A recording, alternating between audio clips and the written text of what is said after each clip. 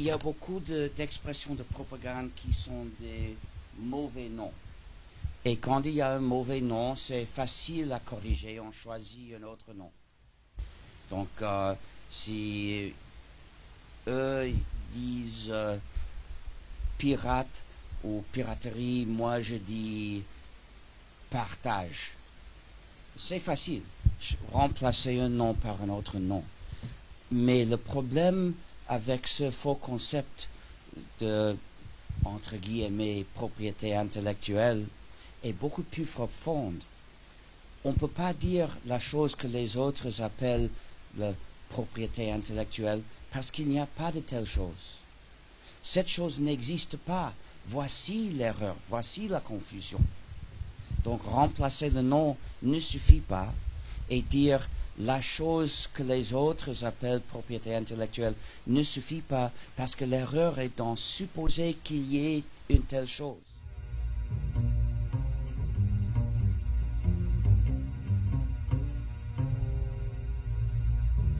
C'est un mot que je trouve extrêmement dangereux.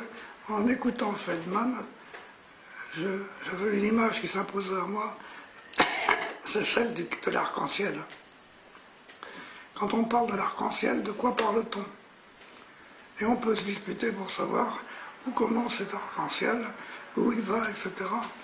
Toutes questions qui sont absurdes, puisqu'on parle d'un arc-en-ciel comme s'il existait. Or, on sait maintenant, bien sûr, qu'il n'existe pas. Mais le simple fait de parler d'un arc-en-ciel est en train de nous propulser dans une direction qui va nous faire dire des sottises. Et on posera la question, mais où commence-t-il, où s'arrête-t-il, quel est le nombre des couleurs, etc. Et on dira n'importe quoi. Autrement dit, chaque fois que je parle d'arc-en-ciel, je parle d'un objet dont je peux dire que je l'ai perçu, mais dont je sais pertinemment qu'il n'existe pas. Par conséquent, je ne vais pas élaborer toute une législation à propos des arcs-en-ciel. À qui appartient-il cet arc-en-ciel que vous voyez, que moi je vois? Je l'ai vu avant vous, vous l'avez vu après moi, c'est moi qui suis le premier. C'est de l'absurdité. Et c'est cette image-là qui s'imposait à mon esprit lorsque j'ai écouté le discours qu'on vient d'entendre, et qui est magnifiquement clair. Autrement dit, derrière le mot propriété intellectuelle se camoufle au fond le désir de tromper. Parler de propriété intellectuelle, c'est parler, de propriété, d'idées, d'intelligence, et à chaque fois on ne sait plus de quoi on parle. Mais on peut imaginer que c'est la propriété, c'est le droit de possession qui va être exclusif sur un certain nombre de raisonnements.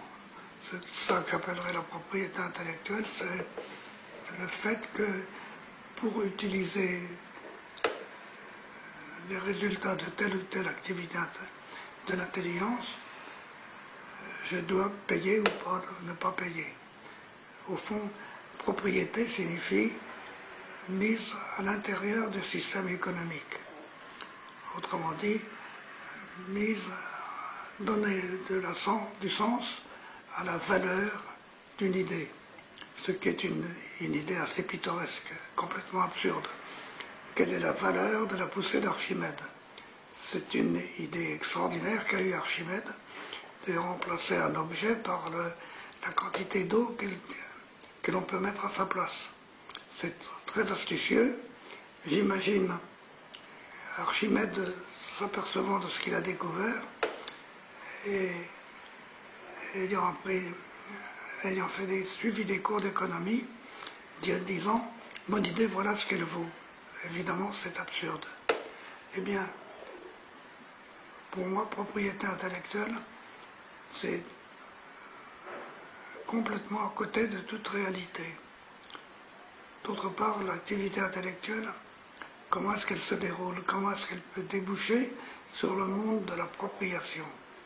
Ça me semble invraisemblable, étant donné que quand l'un d'entre nous a une idée, elle lui vient à l'esprit, comment peut-il dire que c'est lui qui l'a trouvée ou un autre?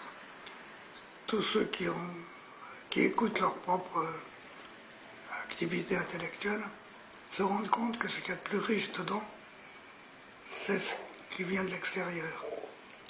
Chaque fois que j'ai une idée, cette idée elle s'est forgée en moi, bien sûr, mais cette idée, elle a été provoquée, très certainement, par le contact avec un autre, qui disait peut-être le contraire, qui disait la même chose, mais en tout cas, ce qui me rend intelligent, c'est ma capacité à rencontrer l'autre, et non pas ma capacité à imaginer tout seul comme un grand des idées nouvelles. Une idée ne peut pas appartenir à quelqu'un. Sinon, on débouche sur l'impossibilité, par exemple, d'être poète.